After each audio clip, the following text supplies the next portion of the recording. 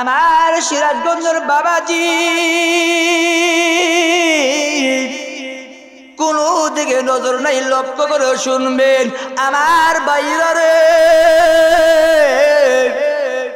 মুসা পয়গম্বর কসাইকে ডাকতে বলে যে কসাই ভাই, আমি আপনার বাড়ি মেহমান হতে চাই, আমি আপনার মেহমান হতে চাই। ওই সময় মুসা পয়গম্বরকে ডেকে ডেকে বলে, কসাই ডাকতে বলে, এ প্রতীক ভাই, আমি আপনার মেহমান বানাইতে চাই, কোনো সমস্যা নাই, আমি রাস্তার ভিতর আপনার কোনো মেহমান বানাইতে পারবো না। যদি আমার মেহমান হতে চান তাহলে আমার বাড়ি যেতে হবে, আপনার মেহমানদারি আমার বাড়িতে করতে পারবো। ওই সময় মুসা পয়গম্বর কসার সঙ্গে রওনা হয়েছে।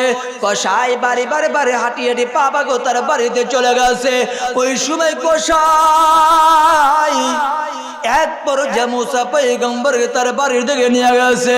কসাই এক পর্যায়ে মুসা পয়গম্বরকে তার বাড়ি বিদে বসতে দিছে। বাড়ি বিদে বসেছে, বসার পর কসাই তার বাড়ির দিকে ঢুকে গেছে। কসার বাড়িতে একটা বৃদ্ধ মহিলা বসা, না আছে কাপড় জাবড়, না আছে মাথার চুল পর্যন্ত ঠিক আছে, কোন খাবারের মহিলার ভিতর খাবার নাই, না আছে কাপড় চাবড়, না আছে মাথার চুল। কসাই বাড়ি দিকে তাকায় দেখে কসার বাড়ির এক বৃদ্ধ মহিলা বসা। কসাই বৃদ্ধ মহিলার কাছে দাঁড়িয়ে দাঁড়িয়ে চলে গেছে। ওই বৃদ্ধ মহিলার কাছে যাইয়া এক পর্যায়ে খাবার দাবার বৃদ্ধ মহিলাকে খাবার দাবার খাওয়াইছে, গোসল পর্যন্ত করাইছে। অবশেষে মুসা পয়গম্বর ওই কসাইকে ডাকতে বলে, কসাই ভাই, আমি আপনাদের কাছে দুইটা কথা বলতে চাই। কসাই ডাকতে বলে, এরে প্রতীক ভাই, এই যে আপনার কাছে আমি দুইটা জিনিস জানতে চাই। এই ঘরে একটা বৃদ্ধ মহিলা বসা, এই যে বৃদ্ধ মহিলা বসা, এই মহিলাটা কে আমি তোমার কাছে জানতে চাই। কসাই বলে, অন্য কোনো মানুষ না, এটা অন্য কোনো মানুষ না, এইটা হচ্ছে আমার জন্ম দুঃখিনী মা, এইটা হচ্ছে আমার জন্ম দুঃখিনী মা, এইটা অন্য কোনো মানুষ না। মুসা পয়গম্বর আবার ডাকতে বলে, আরে কসাই ভাই, এই যে বিদ্যুৎ তোমার মহিলা বসা, এইটা তোমার মা বসা, তোমার মাকে খাবার দাবার খাওয়াইলা, গোসল পর্যন্ত করাইলা, শুধু তাই নয় প্রতীক ভাই, আমার মা প্রতিদিন এইভাবে থাকে, আমার মাকে প্রতিদিন খাবার দাবার পর্যন্ত খাওয়াই, শুধু তাই নয় আমার মাকে আমি গোসল পর্যন্ত করাই।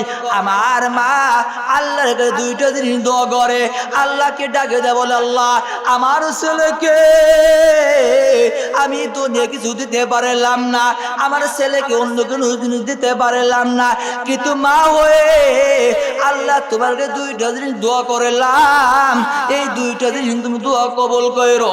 মুসা পয়গম্বর ডাকতে বলে, আরে কসাই ভাই, তোমার মা দুইটা কি কি জিনিস দোয়া করে? ওই সময় কসাই ডাকে বলে, এক নাম্বার আমার মা আল্লাহকে ডাকতে বলে, আল্লাহ, আমার ছেলেকে কিছুই দিতে পারলাম না, এক নাম্বার আমার ছেলেকে জান্নাত দিতে হবে, এক নাম্বার আমার ছেলেকে জান্নাত দিতে হবে। মুসা পয়গম্বর ডাকতে বলে, তোমার মা একটা বলে জান্নাত দিতে বলছে, দুই নাম্বার কি তোমার মা দোয়া করে?